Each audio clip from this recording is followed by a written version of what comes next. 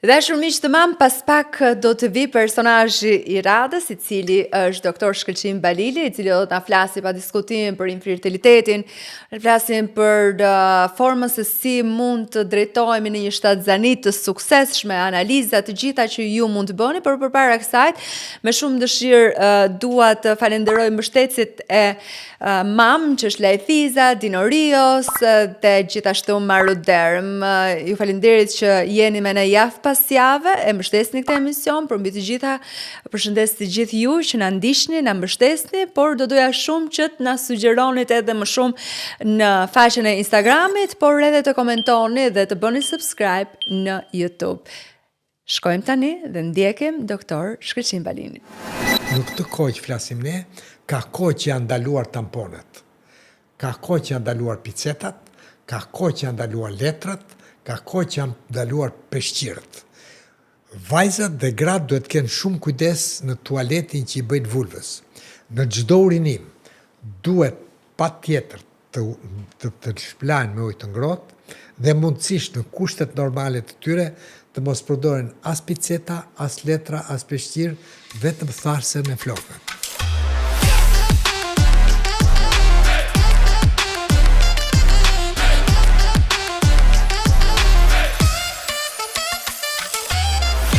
Pa diskutim që të kam këtu, sot do të flasim për fertilitetin, do të flasim hapur për të, do të flasim për balancën hormonale, gjithashtu ovulacionin e dur për të arritur një shtatzani të suksesshme, infeksionet njëkohësisht, spermën, cilësinë e saj dhe çfarë duhet të bëjmë për të arritur atë që na duhet për një shtatzani të suksesshme, tubat njëkohësisht, të gjitha, do të flasim për të gjitha, por më së shumti edhe për shpresën, apo jo, doktor? Është shumë e vërtet. Shumë e rëndësishme. Dhe unë të falenderoj shumë, dhe fakti është që ne para shumë kohësh kemi akuzuar, kemi folur shumë keq për femrat, për vajzat, për gratë, dhe kemi menduar se ato janë shkaku, dhe shkenca natyrisht ka avancuar, të dhënat janë ndryshe, dhe sot është një realitet shkencor, ku 1/3 e shkaqeve është tek femrat, 1/3 e shkaqeve është e beshkujt, 1/3 e shkaqeve është këtë dy, këtë çifti, dhe vetëm një 10% gelet idiopatike ose e panjohur. Dhe cilat janë këto ekzaminime të para që duhet të bëj një grua dhe një burr përpara se të filloj nga konceptimi? Dua t'ju them këtë gjë. Planifikimi familjar është ai i cili do bëj atë që quhet konsult para mbetjes shtatzane. Dhe kjo ka të bëj me ekzaminimin fizik, me ekzaminimin ginekologjik, ka të bëj me historinë e shëndetit, shëndetit familjar, historia seksuale, historia e shëndetit, historia e shtatzanive përpara, historia e keqformimeve përpara. Dhe e dyta përcaktohet në një ekzaminim ginekologjik të plot, që do të thotë që gruaja të shikohet në anën fizike, të shikohet në mbi peshk, ka mbi peshk apo nën peshk, të shikohet në ankesat në gjendjen e saj, të shikohet që në inspeksion ke sklerat, ke lëkura, ke flokët, ke organizmi, ke gjatësia, ke pesha, ke gjitha, dhe pastaj të bëhet një ekzaminim i sakt ginekologjik, ku merret inspeksioni, pamja e vulvës, pamja e vaginës, aplikimi spekulumit, ekzaminimi qafës mitrës, është shumë i rëndësishëm. Në të gjithë këtë, le themi, në të gjithë të ekzaminime që ke bërë si doktor ndër vite, cilat kanë qenë ato problemet më të shpeshta që ju keni hasur në lidhje me ekzaminimet? Në përgjithësi, unë kam vënë re që në përgjithësi infertiliteti në për mendimin tim është bazuar në 3-4 pika. E para është infeksioni. Po. Dhe në të gjithë rastet ku kemi një infeksion të thjesht ose infeksion cervico-vaginal, ne duhem të dim këtë gjë, që shëndeti i vaginës nuk është normal, që pH i vaginës nuk është normal, Dhe nëse mikrobioma e vaginës, që mban një vaginë të shëndetshme, të lumtur, me laktobacile, me një pH 3.8, siguron një sperm të shëndetshme për 5 ditë. E dyta, është ovulacioni. Pra të gjitha vajzat dhe të gjitha gratë që ka një cikël të çrregullt, që ka një cikël me mungesa, që ka një cikël me amenore, 1 muaj, 2 muaj, të gjitha këto tregon që nuk ka një funksionim të mirë hormonal. Në esencën, këtë do t'jo them ta mbajnë mend, në esencën e fertilitetit apo të riprodhimit ekziston vetëm një proces biologjik, janë hormonet. Nëse një shtatzani do përkthesh në shqip, do quhesh hormonologji, sepse janë hormonet, ato që pjekin vezën, ato që bëjnë fekondimin, ato që bëjnë implantimin dhe ato që bëjnë zhvillimin e embrion. E bebes njëkohësisht. Mirë, duke marrë parasysh që pas disa analizave të para, ti nuk arrin dot të, le themi kemi rezultate, le themi të mira, në analizat e para. Çfarë duhet bëjmë më tej? Po prap nuk kemi një shtatzani. Çfarë duhet bëjmë më tej? Atëre, ajo që është më kryesorja është kjo, që është një postulat i mjekësisë në fertilitet. Çifti duhet të shikohet me njëherë në të njëjtën kohë. Dhe unë kam një zakon që në fillim shikoj meshkujt. Meshkujt janë natyrisht më të lirë, më të lehtë dhe shumë shpejt mund të ekzaminohen. Dhe tek meshkujt ne kemi një psikologji që thonë unë jam mirë, nuk kam nevojë. Dhe meshkujt disen nga ajo performanca seksuale. Dhe thonë unë jam kështu. Në fakt, ne nuk kërkojmë dhe nuk kemi asnjë sugjerim që e ka fajin ky apo ka fajin ajo. Ne kemi vetëm të marrim të dhëna, të sakta, të plota, sepse është një përgjegjësi shumë e madhe për pjellorinë. Pra, ju po më thoni me këtë, që performanca e lartë seksuale nuk do të thotë shtatzani. Absolutisht jo. Do me thënë, ne duhet të dallojmë dy gjëra. Duhet të dallojmë aftësinë ose performancën seksuale me shëndetin riprodhues. Dhe ne, unë madje kam folur dhe njërë dhe kam thënë, të gjithë meshkujt, nga mosha 25 dhe në 40, duhet pa tjetër, në çdo 3 dhe në 5 vjet të bëjnë një spermogram. Në momentin që e bëjmë këtë spermogram, kush është hapi tjetër tek meshkujt?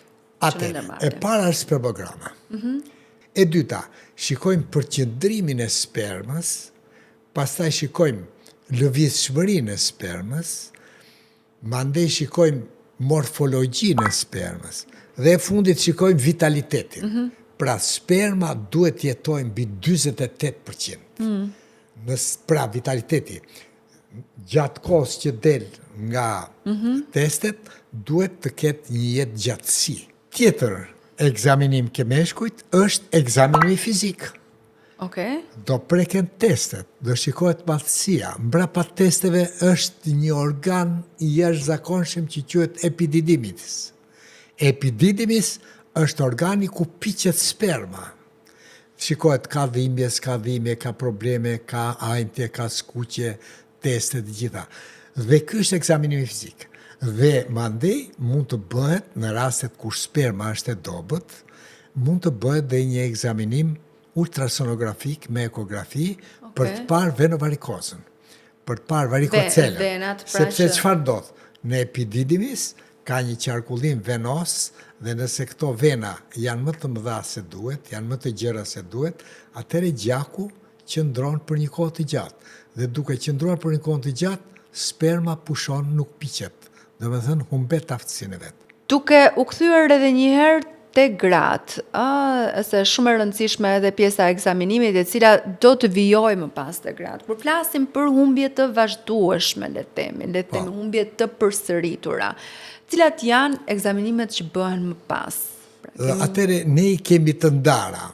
Unë për shembull kam krijuar një protokoll dhe mbasi bëjmë ekzaminimin ose anamnezën, themi interrogacionin, dhe ajo më thotë, që ka një cikël të çrregullt, që ka një cikël të dhimbshëm, që 3-4 ditë përpara se fillojë cikli ka një tensionim të gjoksit, që ka një luhatje të humorit, që ka probleme të pagjumësisë, të ka probleme të nervozizmit, që ka probleme të konstipacionit, që ka probleme me sekrecionet, që ka kruarje djegje, që kanë probleme me marrëdhëniet, nuk janë shumë të këndshme, janë të bezishme.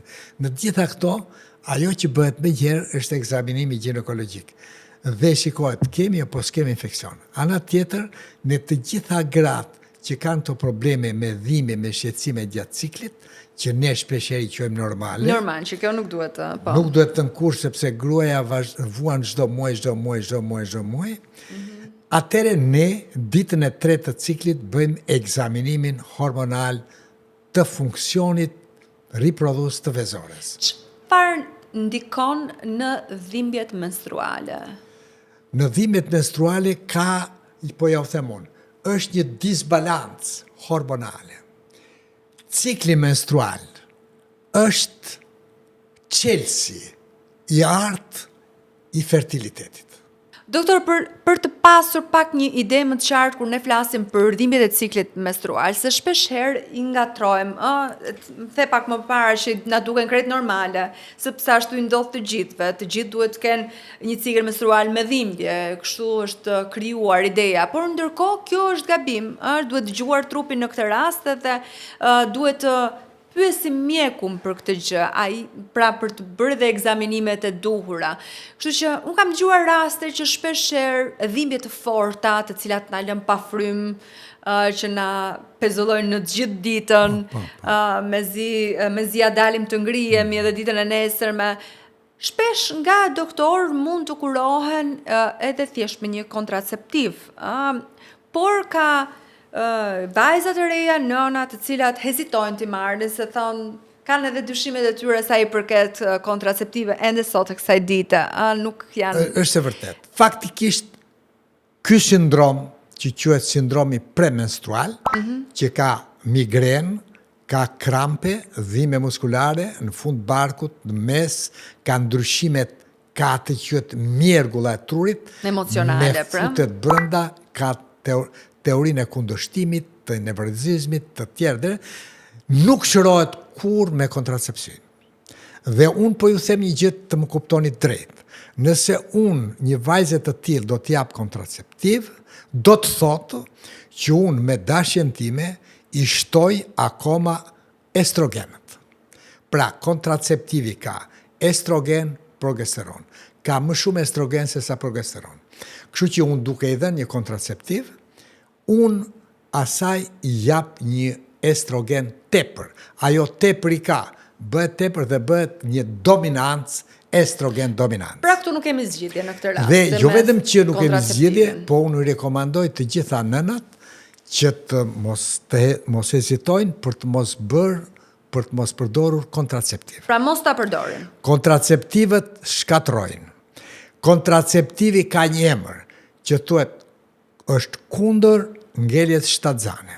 Dhe kontraceptiv mund të merren vetëm në rastet kur ti je në rrezik për të bërë një shtatzani të padëshrueshme. Unë po ju them një gjë interesante. Kohët e fundit, unë kam trajtuar një grua që ishte me hipergonadotropizëm. FSH-n e kishte 80 dhe estradiolin e kishte tulët. Kishte abortuar 3 herë, kishte edhe TSH-n të smur, të rriden, dhe nuk ngelte shtatzanen. Ne e ulëm FSH-n dhe ajo mbas disa muajsh ngeli shtatzanen. E ulet me suplement. Po. Dhe krijuam një ekuilibër ndërmjet estrogenit dhe progesteronit. Një tjetër rast që ju më treguat ishte të një gruaje të një vajze e cila kishte një ovulacion 6 herë në vit. Po. Dhe sigurisht që kjo krijon një disbalancë të madhe në trupin e gruas, sepse ndërkohë një le të themi ovulacion duhet të jetë normalisht 12 herë në vit, pra duhet të ndodhë le të themi duhet ketë 12 cikle në vit, sipas jush. Kjo është shumë e vërtet. Ky rast ishte me një çrregullim endokrin i cili ndodh në 10 deri në 15% të femrave, që quhet ovar polikistik. Po. Ovari polikistik zakonisht ka një origjinë endokrine, por që gratë dhe mund të ngelen shtatzane, sepse gjatë cikleve mund të bëjnë ovulacion. Por ka një gjë, kanë amenore, 1 muaj, 2 muaj, 3 muaj zakonisht, dhe pastaj mund vi cikli. Po një cikël mund vi me ovulacion dhe mund të ngelen shtatzane. Unë kam par raste që me ovar polikistik ka lindur 1 herë dhe 2 herë, po vazhdojnë të kenë dhimbje, të kenë çrregullimet, sepse ka një gjë, kanë amenoren, kanë së pari atë që nuk mungon cikli me dhimbje, e së dyti kanë në gjakun e tyre hormone mashkullore. Në rastin e fundit që ka qenë, ne i kemi dhënë një mjekim me femër balancë, i kemi dhënë me një mjekim me agnus castus, i kemi dhënë një mjekim me një black seed oil, i kemi dhënë një mjekim me të gjithë probiotikët, dhe në mënyrë të veçantë i dham një dietë të shëndetshme dhe për çudive. Asaj 3 muaj i vazhduan cikli normal dhe ajo priste, sepse ngeli puna për të bërë ne vetëm mjekimin, pristim të bënim testin e ovulacionit dhe asaj vazhdonte cikli, e kishte pa dhimbje, e kishte më mirë dhe unë i thash 6 muaj rresht. Kjo do quhet konsult prekoncepcionale. Okay. Dhe në të njëjtën kohë pam partnerin e vet, mjekuam dhe atë e kemi mjekuar me një preparat shumë të mirë që do ta them që ndez motorat e spermës, që është koenzima K10, që është zinku, që është arginina, që është karnitina, që në rastet kur kemi mbi pesh dhe çrregullime grekulacionit i kemi mjekuar me berberin dhe mbas 6 muajsh ne patëm shtatzani tek ajo vajza. Dhe një gjë do t'ju them, të lutem. Konsulta prekoncepcionale që unë insistoj që të bëhet në të gjitha gratë për riprodhimin, ndodh 3 deri në 6 muaj. Pse? Sepse nëse në një ekzaminim neve sperma na del me ullët, do 3 deri në 6 muaj që të rregullohet sperma. Dhe me gjënë se jemi këtu të pjesa e spermës dhe ndikimit për të bërë me forte dhe për të arritur qëllimin që ne duam, shpesher ka doktor që pasi bëjnë testet sa i përket spermogramës, japin një suplement, që është vetëm një suplement, i cili ka të gjitha brenda, produktet brenda, që për shembull ka koenzimën, ka magnezion, ka të gjitha këto që ne përmendëm le të themi të veçanta i kanë të përbledhura në një bustin të vetme. Sa le të themi cilësore dhe sa produktive janë këto suplement që i kanë të gjitha gjërat bashkë? Po, kjo është e vërtet. Unë them këtë gjë. Kjo mund të konceptohet si multivitamin. Dhe kjo nuk e ka efikasitetin që duhet. Kjo mund ta ketë në kuptimin e fjalës për një regenerim në një spermogram normale. Por ama, në një sperm ku lëvizshmëria e parë është 0, ku ka mbi 70% të palëvizshëm ose progresiv, dhe kur ka probleme morfologjike, ne shqip duhet të ndezim motorat ose mitokondriat e spermës. Dhe këto mitokondria, juve duhet dini një gjë, ne kemi 50 trilion qeliza dhe kemi 50 trilion mitokondrie dhe mitokondriet janë vitaliteti, është jeta, është jetëgjatësia. Pra, le të themi, këto lloj suplementesh nuk e bëjnë punën, nuk na japin efektin, nuk na japin rezultatin. Ne duhet ta nisim me këtë gjë. E para, ne duhet me përgjegjësi të madhe të zgjidhim në mënyrë të plot si është diagnostika e spermogramës dhe spermokulturës. Sepse ka raste që spermograma mund të jetë normale në përgjithësi, por ka një infeksion mbi 1 milion me leukocite ose ka një ndryshim të pH-it dhe nuk është në gjendje aktive. Dhe këtu në fakt duhet ndalemi tek pjesa e infeksioneve, sepse mund të jemi shumë mirë, mund të kemi rezultate shumë të mira, por në fakt ajo që e pengon një shtatzani të suksesshme për vazhdimsinë e saj mund të jetë edhe një infeksion në trupin e gruas apo edhe nga transmetimi i spermës. Infeksioni te gratë është alfa. Kushti esencial që të ngelet shtatzani është që sperma duhet të qëndroj për 5 ditë në organizmin e gruas në një vagin të shëndetshme. Ajo e sulmon vetë vezën. Ama nëse cikli fillon ditë e para ciklit dhe është 5 ditë ose 6 ditë cikli, atëherë nga ditë e parë deri në ditën e 6-7 është cikli vetë, nga dita e 9 deri në ditën e 14 duhet patjetër të bëhet një akt seksual, marrëdhënie seksuale çdo 2 ditë, në mënyrë që dhe veza të pritet dhe sperma të pushoj 2 ditë, sepse nuk është e mundur të arrish çdo ditë. Dhe në kohën e ovulacionit, sperma duhet të jetë në vaginën e gruas. Sperma e shëndosh është raketë e Putinit. Ekzaminimi le themi i PCOS-is, endometrioza dhe menopauzës së hershme. Endometrioza është një nga patologjitë që unë diku në një televizion kam kërkuar që ne të mbështesim Spanjën dhe të bëhemi vendi i dytë në Evropë që të gjitha vajzave dhe grave që kanë endometriozë t'u japim 3-4 ditë pushim gjatë ciklit. Sepse endometrioza është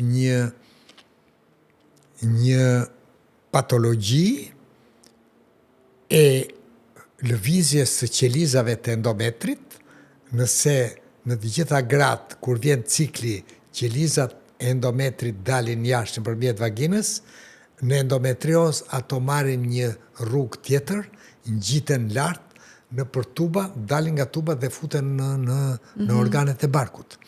Mund të vendosen në vezore, mund të vendosen në zorë, mund të vendosen në uterus, dhe në çdo cikël ato krijojnë hemorragjira. Japin dhimbje, japin pezmatime, japin ngjitje, dhimbje torturose. Ka dhimbje gjatë ciklit, ka dhimbje gjatë urinimit, ka dhimbje gjatë defekimit, ka dhimbje gjatë marrëdhënieve seksuale.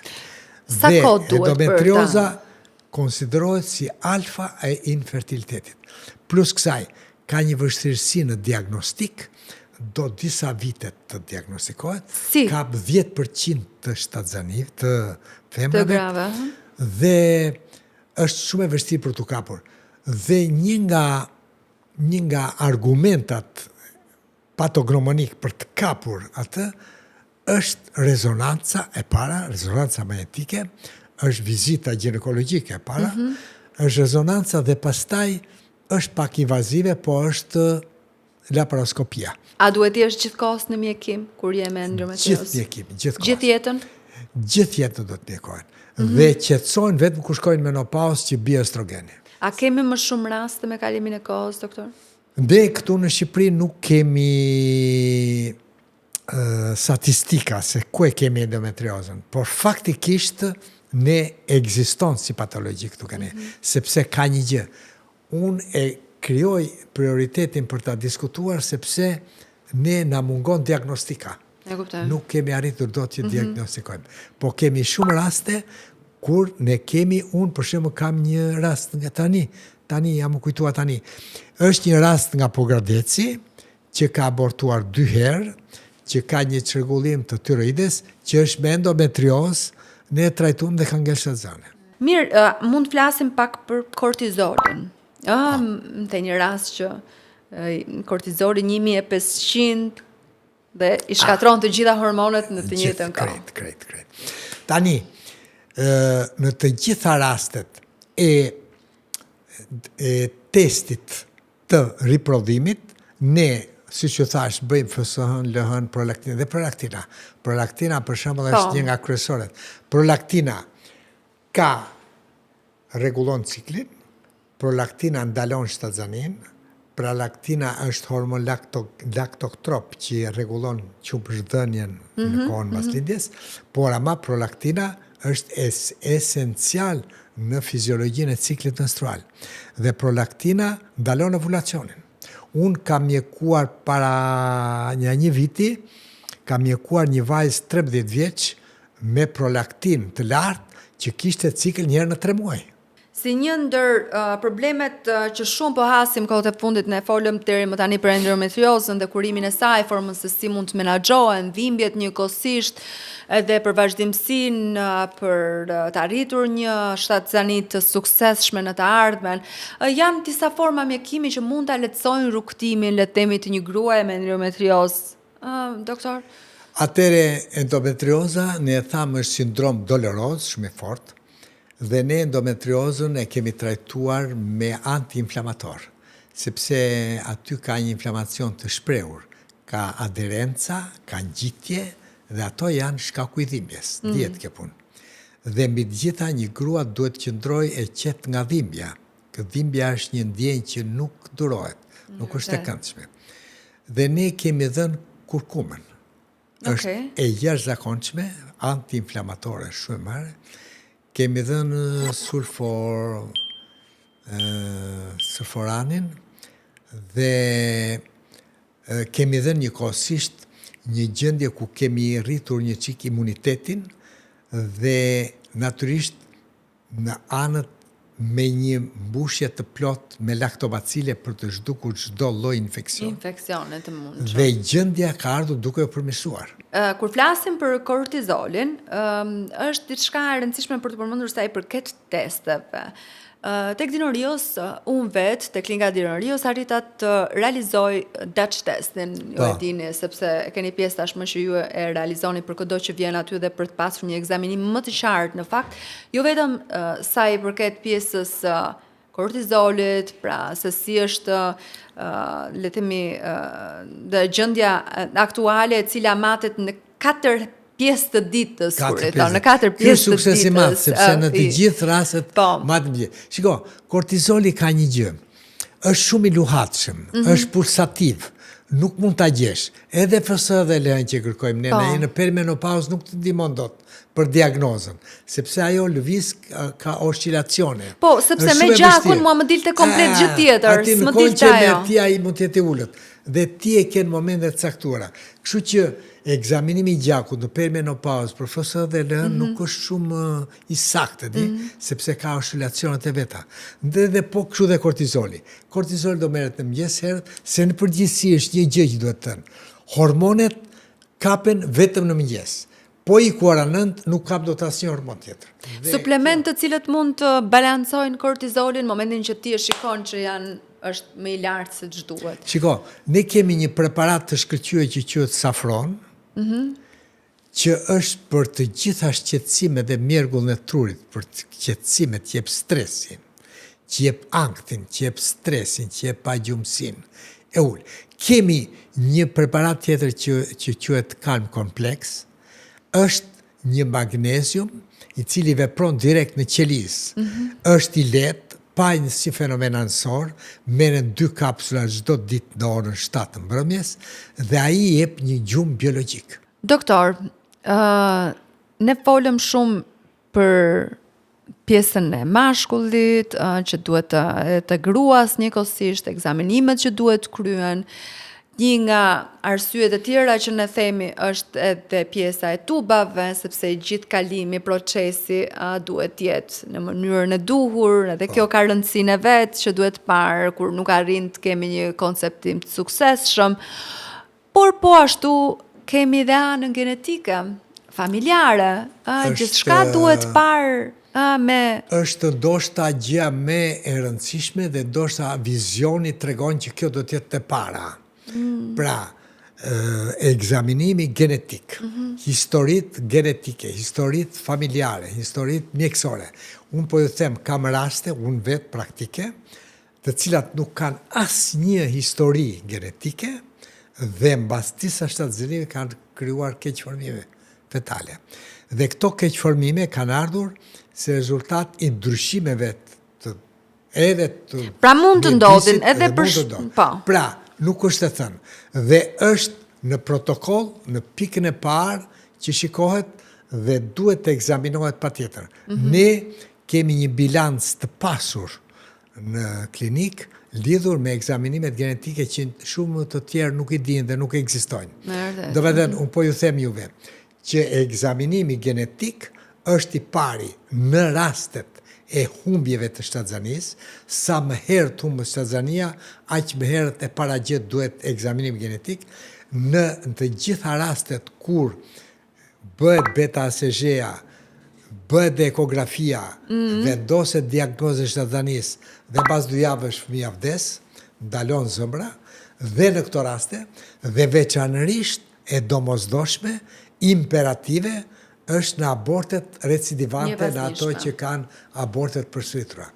Dhe ne kemi një rast shumë të madh aty, që të gjitha këto egzaminime shikojnë në mënyrën më të detajuar, në mënyrën më shkencore dhe vjet diagnoza. Le të themi që kemi përgjigjet për atë çfarë po ndodh në atë moment dhe se si mund të ndiqet pastaj klinikisht një pacient. Sepse ka një gjë që unë e shikoj në kompleksin e kësaj diskutuam deri më sot, që shtatzania të jetë e sigurt, do të thotë jo vetëm të bëhet ovulacioni, jo vetëm të krijohet embrioni, po të ketë një shtatzani të suksesshme dhe të ketë një lindje normale dhe një foshë të shëndetshme, që të lindi 4 kg dhe të jetoj normalisht.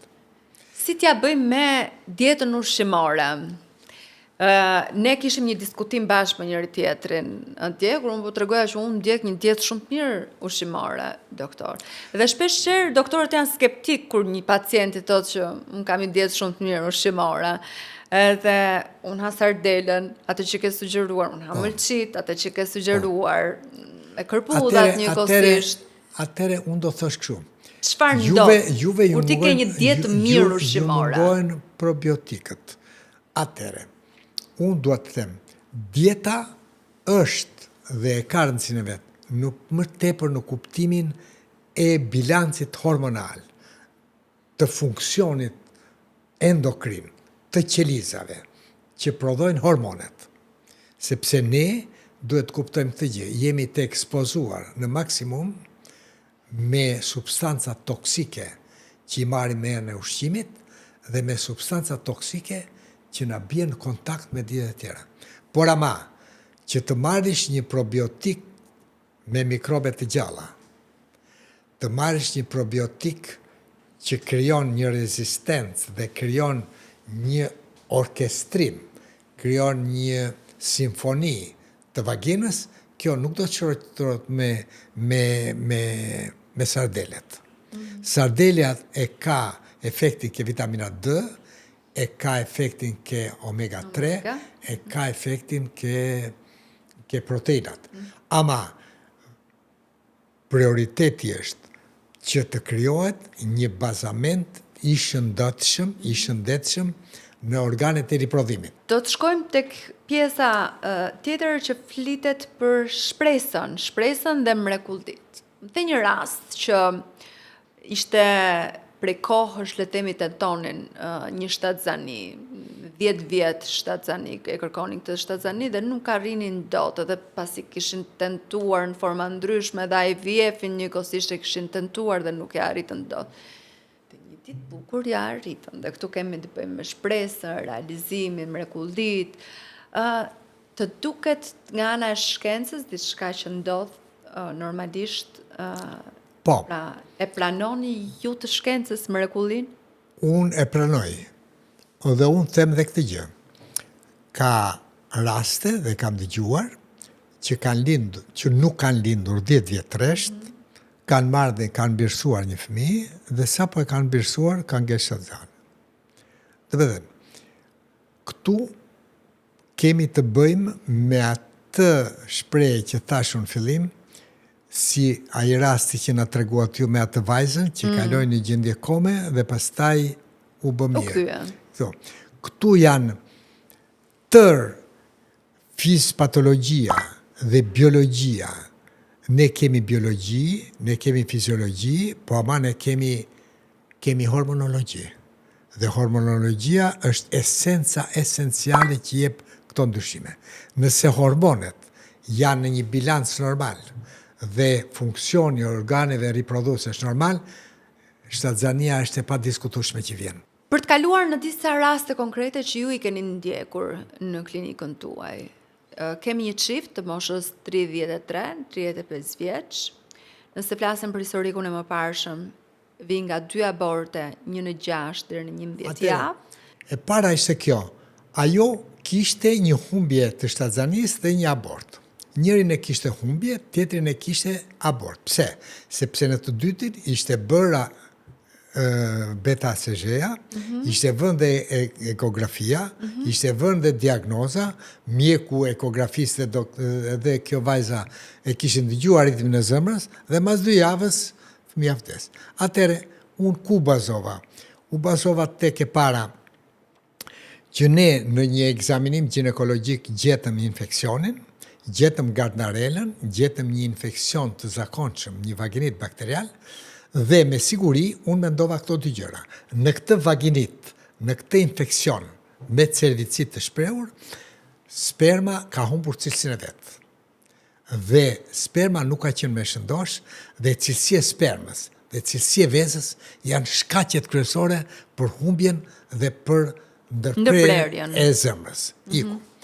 Ne i dham një mjekim me ovula intrafresh, unë i dhash një krem asaj që nuk është zakonshëm, që ishte me mikrobe të gjalla, i dhash një femër biotik, i dhash një femër balans, i dhash probiotikët forumen, probiotik everyday, dhe i dham një kohësisht edhe një mjekim tjetër me agruscastus për të rregulluar ciklin dhe biologjinë e vezës. Por gjithashtu e partnerit.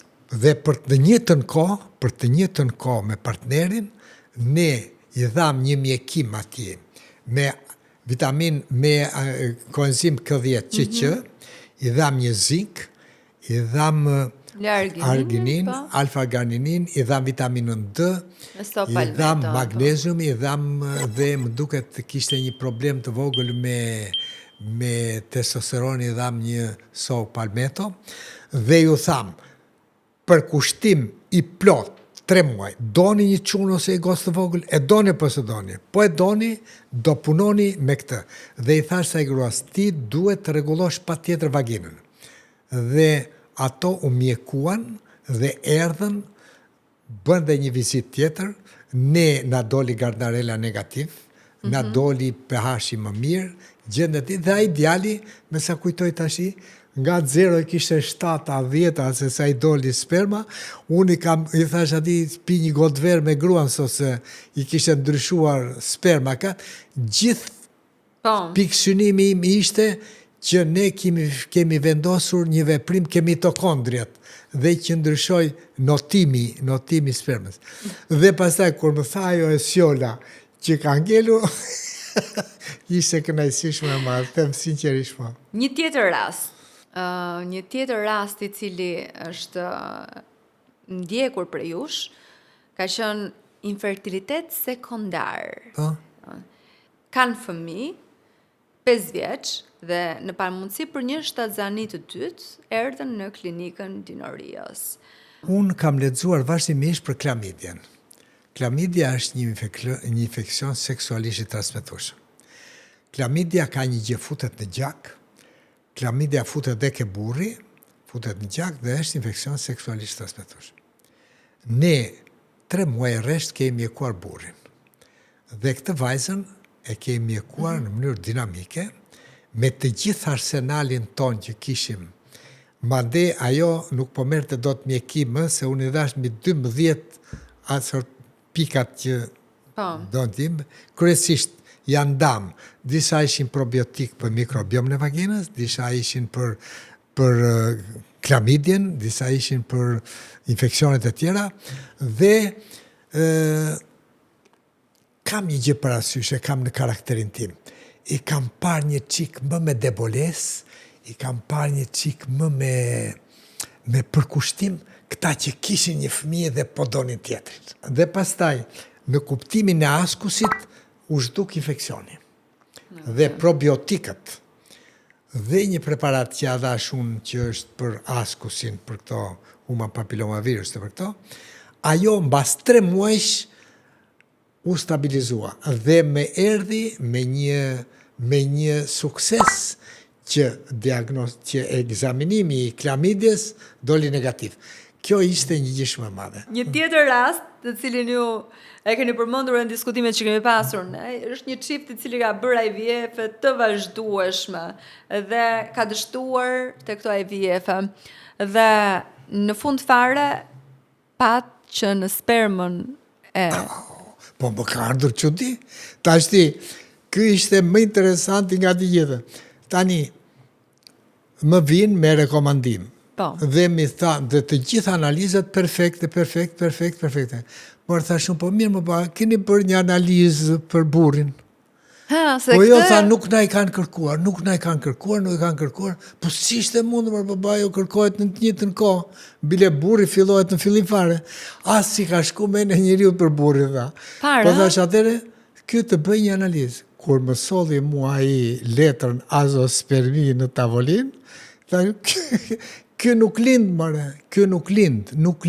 Në këtë takimin ton së bashku, doja që të kishim disa pyetje edhe nga publiku, nga gratë të cilat duan të dinë më shumë rreth gjendjes së tyre dhe se si mund të vijojnë për të arritur një shtatzani të suksesshme, por jo vetëm, se kemi pasur edhe raste të tjera. Kështu që unë do të lexoj disa prej tyre. Po. Duke e nisur me njërin, pas 2 shtatzanis etopike dhe heqjes së një tupi, kam shpresë për të mbetur veç shtatzan, thot.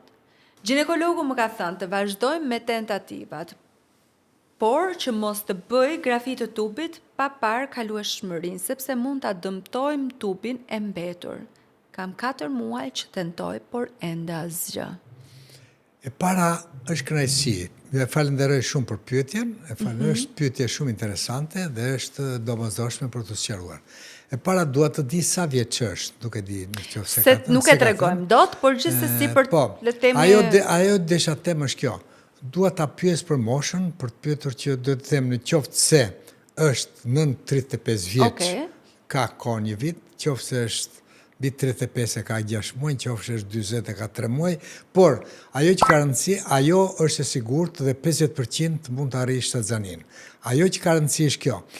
Ajo në historinë e vet ka 2 bara ektopike. 2 bara ektopike do të thotë që tubi ka qenë me defekte, ka qenë me saktosalpings, ka qenë I ngushtuar, ka qenë inflamuar, ka qenë me inflamacion dhe ka penguar vezën të shkojë drejt autostradës, drejt mitrës, ka ngelur dhe ka dhënë bara ektopike.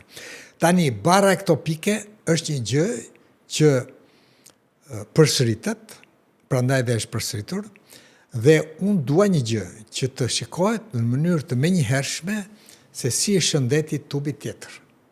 Dhe nëse nuk është bërë asnjëherë kalueshmëria e tubit tjetër, duhet të shikohet patjetër sepse ka një gjë që nuk jam shumë dakord me atë ginekologun, sepse Pra ju sugjeroni që duhet ekzaminuar tubi tjetër. Ajo, kjo vajzë, ky rast është mirë që të mos bazohet shumë ke tubi tani, ne do ta marrim tubin të mirëqen, ajo duhet vi patjetër ditën e 3 të ciklit të bëj një ekzaminim se si është funksioni I riprodhimit të vezores, e ka vezën plotësisht të pjekur, piqet veza, e dyta të menaxhoj ciklin, të gjej ovulacionin dhe e treta të bëj marrëdhëniet 5 ditë brenda vaginës, sperma e shëndetshme.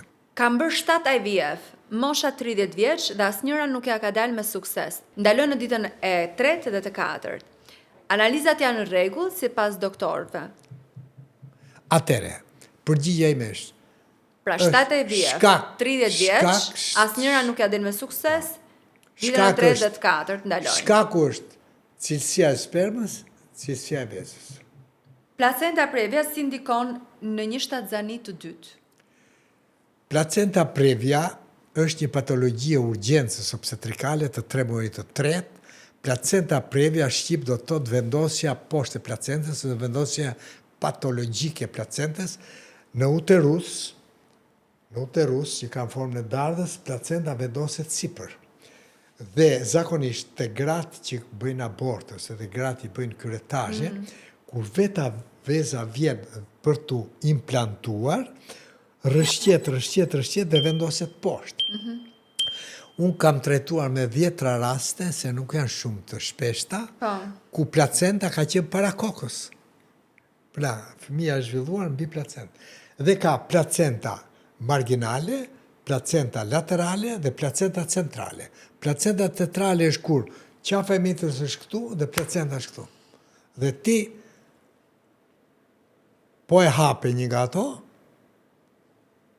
2 liqene nga 600 ml, 1 litre 200 ikën me njerë. Kështu që në këto raste, vjet diagnoza, ne kemi punuar pa ekografi gjithmonë, dhe placenta previa ka një gjë. Tregon topikën, jo normale, dhe kur kjo është marginale, mund të kaloj lindja, nuk ka problem. Po që laterale që preket me gisht, gjithsesi, diagnoza është në 3 muajin e 3 të shtatzanisë. Nëse është centrale, lindja do bëhet me operacion, dhe së dyti, gruaja do tjetë në një regjim absolut, sepse me kalimin e kohës mund ndodhin hemoragjia. Mund do i them një shembull time, e kam praktikën time, shumë vite përpara, kur unë isha 30 e ca vjet, që isha e fuqishëm atëherë, vjen një grua për të lindur, një vajzë e re, dhe ne në atë kohë po bërim rregullimin e maternitetit, edhe ne kishin çuar pranimin në fund fare, dhe unë e vizitoj dhe shikoj që ishte placenta centrale. Dhe i thash atyre, placenta centrale, urgjent, kujdes. Në atë kohë unë kisha një asistent, një djalë nga, nuk kujtohet nga cili vend i Shqipërisë ishte, dhe i tha, doktor, të lutem shumë, më lë mua ta shoh që. Ma doktor, më lë. I thash, do ta shikosh me shumë kujdes. Ai e pa, me gisht fort, hapi venën kryesore, dhe unë, kur ai hoqi dorën, doli njësoj si qezma që e hap edhe e shprishur ajo guarnicion i ujit. Dhe doli, vërshoj gjaku nga poshtë. Dhe unë në këtë moment, si qishte dhe gruaja, e kapa në krah, një batanie përsipër, në katin e 3 në sallë të operacionit.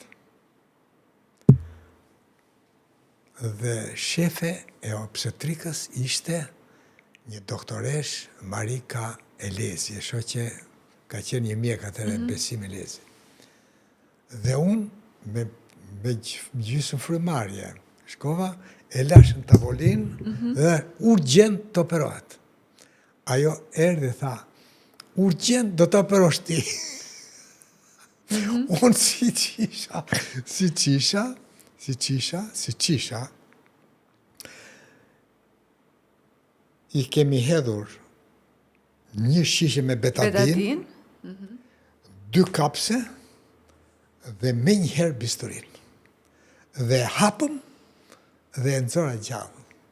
Fëmijën? Dhe pastaj... Pacienti ndërkohë? Shpëtoj dhe e shpëtoj. Doja të pyesë doktorin, jam 26 vjeç dhe kam një djalë në moshën 6 vjeçare. Ka rreth 3 vite që po tentoj shtatzani dhe s'po vjen. Pas lindjes kam shumë probleme të çrregullimit e periodave, por rreth 6 muaj më parë kam filluar minocytol, dhe që atëherë periodat më janë rregulluar, më vin çdo muaj, por prapë shtatzania s'po ndodh. Kam bërë analiza të ndryshme, vizita ginekologjike, por më thonë që çdo gjë është okay. Shumë pak më kanë dalë tiroidet lart. Po. Ç'mendim kanë? Atëre, ideja ime është kjo. Ajo nuk duhet të humbasi kohë, derisa ka një çrregullim të ciklit, domethënë ka një çrregullim hormonal, dhe përpasoj nuk ka ovulacion, dhe përpasoj ka një amenore për të cilën ka marrë mioinositol. Mioinositoli është një preparat bimor që sjell ciklin, por nuk sjell ovulacionin. Unë rekomandoj që menjëherë të bëhet një ditën e 3 të testit, të bëhet ditën e 3 të ciklit të bëhet testi i funksionit ovarial, njëkohësisht ka dhe një vlerë sepse po atë ditë do shikohet njëkohësisht funksioni tiroides. Tiroidja është presidenti i trupit dhe tiroidja ka të bëjë shumë në krijimin e shtatzanisë. Unë do të thosha një gjë, ajo duhet të bëj testin e ovulacionit, testin e fertilitetit, dhe të menaxhoj ciklin, dhe të shikoj ciklin. Në sa ditë e ka, të shikoj sa ditë ka cikli, është mi shkurtër, është mi gjatë, është i rregullt apo jo.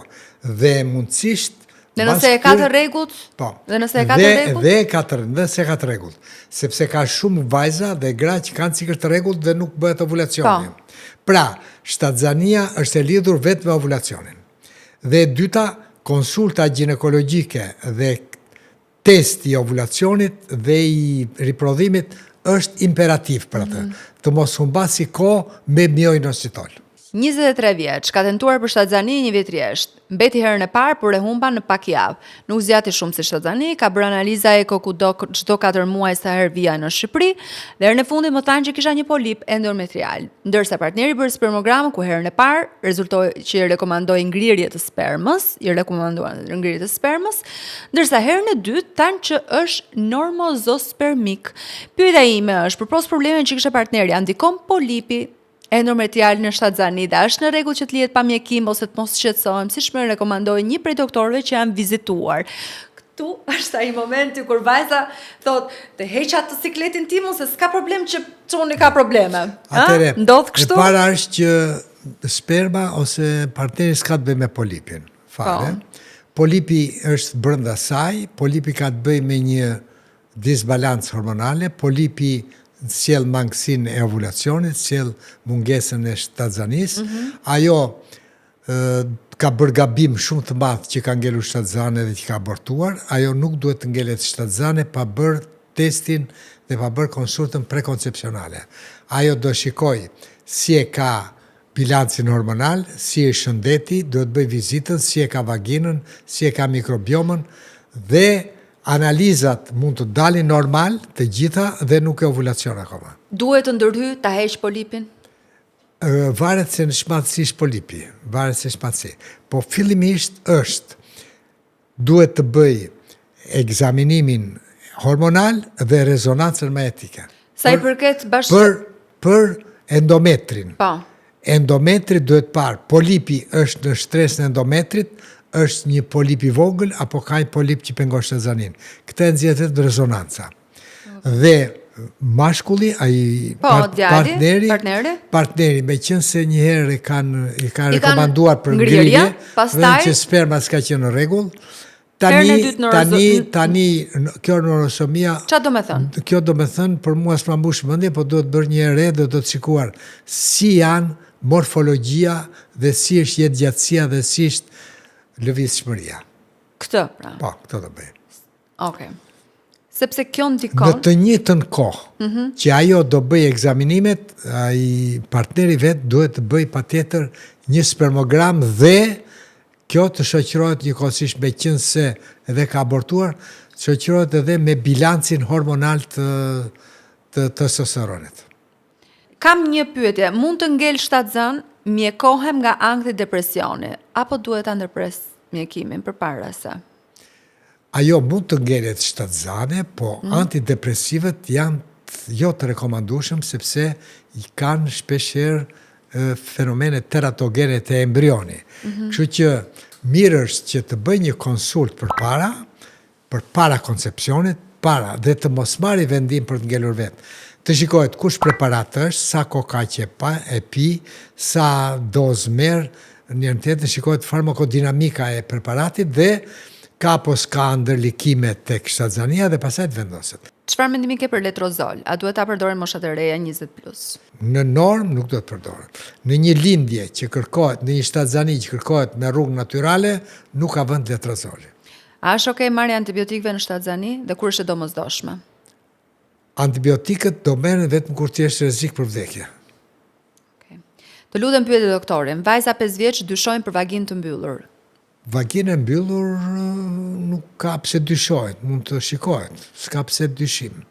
Vagina është keqformim, ose nuk ka vaginë fare, ose ka septum. Kështu që s'ka dyshim në këtë rast, ka vetëm diagnozë. Escherichia coli. E kam kaluar, mendon, pra, që ka përcyer, por kam një vit që po tentoj të mbetem shtatzan dhe nuk mbetem dot. 33 vjeç. Atëre, juve keni Escherichia coli. Escherichia coli është një mikrob i cili jeton në zorën e trashtë të njeriut, është një mikrob që ne nuk e zhdukim dot, është një mikrob që ka 2 milion vetë që e kemi brënda, është një mikrob që duhet të merren masa urgjente në mikrobiomën e zorës që të mos ngrej kokë, duhet të mjekohesh me dëmanoz dhe me cranberry, 2 preparate që ndikojnë për këtë punë, dhe të sigurosh një dietë që të kesh një mikrobiom të shëndetshme dhe në mënyrë krejt normale Escherichia coli do shkojë në vendin ku e ka shtëpinë vet, nuk ka nevojë të dalin në vaginë. Dhe kjo bën që të mjekohet me probiotik dhe me duke rregulluar laktobacilet e vaginës. Grua me prolaktin të lartë mund të ketë një fëmijë. Prolaktina është një hormon shumë i rëndësishëm, i cili prodhohet nga hipofiza, nga muri i përparshëm i hipofizës. Prolaktina quhet dhe hormoni laktotrop, sepse është hormoni që sjell qumshtin, zgjedhon gjirin, zhvillon gjirin, jep laktacionin dhe jep një funksion krejtësisht normal mbas lindjes për të zhvilluar dhe për të rritur fëmijën. Por prolaktina, nëse është në shifra shumë të larta dhe ka hiperprolaktinemi, atëherë kjo duhet parë me shumë kujdes, sepse është një gjendër në trurin tonë, në selat turp që ka quhet hipofiza, dhe zakonisht adenomat japin një rritje të saj dhe kjo pengon ciklin menstrual, kjo jep pamenore, kjo pengon edhe është faktori esencial i infertilitetit. HOMA-IR e lartë. Mjekimi për të. Atëherë, HOMA-IR-ja është një analizë shumë e rëndësishme, e cila flet për çrregullimet e glukoregulacionit dhe kryesisht shinjestra esenciale është ke insulina, është ke homocisteina, është ke hemoglobinë glukozuar, është ke glicemia dhe kjo tregon në qoftë se HOMA është mbi 1.9, kjo tregon që kemi një rezistencë insulinike dhe ka të bëjë me peshën, ka të bëjë me zhvillimin e hormoneve të glukoregulacionit dhe ne kemi një preparat shumë të shkëlqyer që quhet berberina. Berberina është i vetmi preparat bimor, esencial, efikas, që rregullon insulinën, që rregullon uljen e insulinës, uljen e homocisteinës dhe rregullon fiziologjinë e normoglicemisë, të mbajtjes glicemisë. Ka një gjë shumë të rëndësishme. HOMA-IR është një analizë logaritmike e cila flet për një defekt shumë të madh të insulinës, që është rezistenca insulinike. Rezistenca insulinike do të thotë kur në gjakun tënd ka më shumë insulinë se sa duhet, dhe do të thotë që të gjitha qelizat kanë mbyllur portën dhe nuk futet glukoza dhe mungon energjia dhe je prioriter për të shkuar dhe për të smur nga diabeti. A mund të kemi një perimenopauzë, pra të quajmë perimenopauzë edhe pse ke një cikël normal? Si mund ta kuptojmë? Patjetër. Që po shkojmë deri perimenopauzës. Perimenopauza është periudha tranzicionit që kalon në menopauzë. Deri menopauzë, po. E para gjë që është shenjë perimenopauzës është ndryshimi i ciklit. Pra cikli çrregullohet. Ku e ka çrregullimin? Në ditë? Ose e ka në vonesë. Okej. Në vonesë, nuk të vjen. Ose ka tek ditët, vonohet 5 ditë, 6 ditë, 7 ditë, 8 ditë, 3 ditë, ikën. Ose e ka tek ajo që një herë të vjen 4-5 ditë, 6 ditë, një herë të vjen 7-8 ditë, 10 ditë. Pra, dhe ka 3 gjëra. Ose nëse fluksi ciklit është 6 ditë. Cikli menstrual është 4 deri 6 ditë, normali. Nëse këto 6 ditë cikli është normal, po fluksi shumë i madh si ditë e parë, ditë e tretë, e pesë, e gjashtë, deri 6 ditë, kjo është menorragjia. Dhe tregon që ka bilans estrogenik. Nëse cikli vjen këto 6 ditë, normal, po ama pas 10 ditësh vjen prap, kjo quhet menometrorragjia. Dhe nëse cikli vjen dhe të vazhdon 20 ditë, kjo quhet metrorragjia. Tani, dhe gjitha këto raste ka luhatje. Dhe luhatja esenciale ka të bëjë me mbretin dhe me lumturinë që është hormoni i progesteronit. Dhe në këto raste ka luhatje të estrogenit. Dhe ne në perimenopauzë e kemi shumë të vështirë për të vënë diagnozën e perimenopauzës me laborator. Po e vëm, sepse ka çrregullim cikli, ka afshet nxehta, ka djersë, ka irritabilitet, ka dopsi, ka pagjumësi, ka konstipacion, ka ndryshim të lëkurës, të flokëve, të tjera, dhe me gjitha këto vjet, perimenopauzë. Sot, në sajt të këtyre substancave toksike që i kemi me ushqimet dhe me detergjentët, me këto pesticidet, fungocidet, me proceset e bukurisë, proceset e kozmetikës, me ftalatet, hormonet, livandot, kremrat, me plastikat, me gjitha këto, shkon 30. Dhe me qënë se këtu, dua të ndalem pak në një prej imazheve që Dynorios shfaqit para disa ditësh sa i përket pecetave të linës, të pecetave menstruale. Kjo është shumë e rëndësishme. Të zakonshme, të cilat duke u nxjerrë në dritën e një laboratori. Duhet të falenderoj juve për këtë pyetje. Kjo është një pyetje shumë interesante.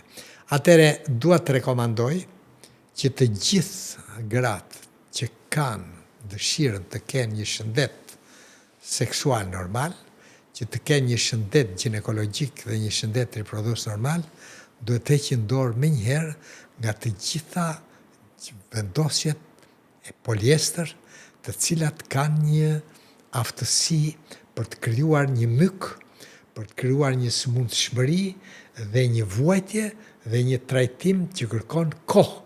Kështu që epicendra kryesore është të kuptojmë mirë, të vendosim mirë, menjëherë, që gjithçka që është në kontakt me trupin ton, duhet jetë 100% pabuk. Dhe këtë gjeni vetëm ke Dynorios.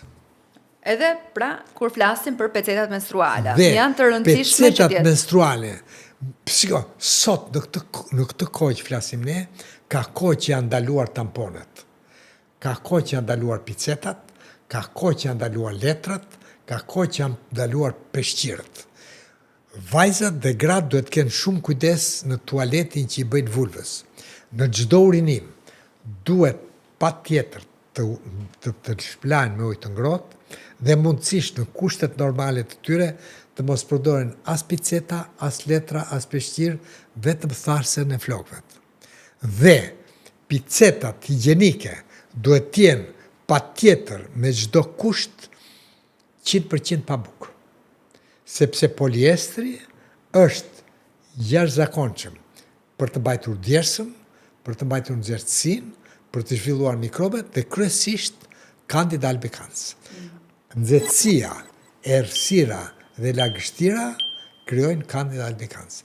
Dhe Candida albicans është mikrob mykotik i cili gjen një stres për të zhvilluar në zorë, në sy, në hund, ke thonjt, ke flokët, prandaj është shumë i vështirë për t'ikur. Dhe kërkon patjetër, jo vetëm një trajtim të kujdesshëm që të mos infektohet, po kërkon një dietë të eliminohen të ëmblat, të eliminohen bulmetrat, në mënyrë që të shërohet sa më shpejt nga myku. Megjithatë, në fund fare unë duhet ta mbyll me atë që ju e thoni shpesh, çdo rast është unik. Duhet patjetër që parë me kujdes se cili prej pacientëve nga afër. Jo çdo gjë që ne tham këtu i përkon me secilin rast që ne le të themi nuk është i përgjithshëm. Është e vërtetë. Apo jo? Është e vërtetë. Ky është finali operës. Faleminderit që të kisha sot. Ju uroj gjithë të mirat, ju përshëndes shumë dhe ju them që kemi bërë diçka dhe jemi të lumtur që së fundi kemi folur, nuk e dim, nuk po kërkojmë aftësinë tonë se si kemi folur, po një gjë dim. Kemi folur shqip, kemi folur rrjedhshëm, në mënyrë që të na kuptojnë, dhe ju urojmë të gjithëve shëndet edhe sa më shumë lindje.